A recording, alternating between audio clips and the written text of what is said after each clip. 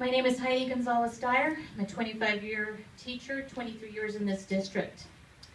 First, I want to thank Mr. Herrera and Mr. Ravenel for your continued concern and actions regarding the issues that have been presented these last 2 months. I am, however, still disappointed with the other 3 members who have not once even acknowledged the concerns that have been presented during the last 2 board meetings. Your lack of action is telling the community that you are okay with the direction in which the district is moving. You are satisfied with the job performance of district administrators. You are telling the community you support a superintendent who tells community members, I can do it if I want to and nobody can stop me, when speaking about getting rid of site resource teachers. Do you know what an SRT does? Have any of you ever spent a day talking to an SRT and finding out what their job entails?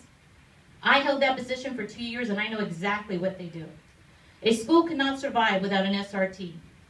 Even if you change their job description, you will still have to create another position to pick up the slack. Besides that, you're telling us that you are fine with your superintendent going around telling community members, nobody can stop me? This is a person you have chosen to represent and lead our district? You are supportive of giving a 19% raise to the superintendent and a 10% raise to the assistant superintendent curriculum, but not pay substitutes to work past a certain number of hours just so you can save money.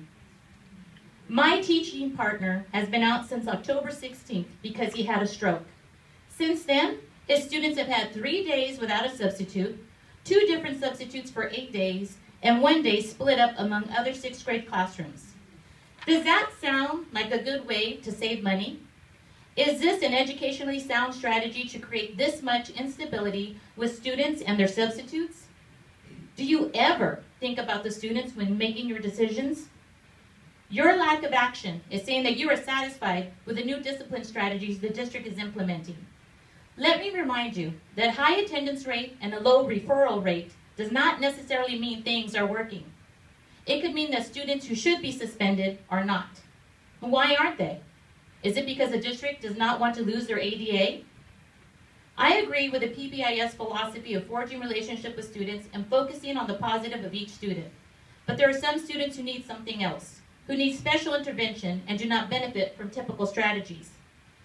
When is student safety a priority? Do students feel safe when one of their classmates threatens them physically or emotionally?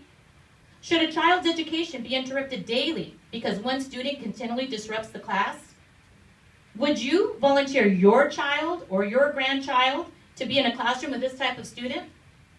When should students be held accountable for their actions? I'm not talking about giving referrals or suspensions to students for not doing their homework. I'm talking about students who are so disruptive that they threaten the safety of others. Shouldn't all our children feel safe at school? Don't all our children deserve to be in a classroom without disruptions? So you 3 board members are satisfied with having outsiders come in and destroy our district? They will leave someday, and it will be the teachers, support staff, and the community who will have to clean up the mess. But it will be the children who will pay the price.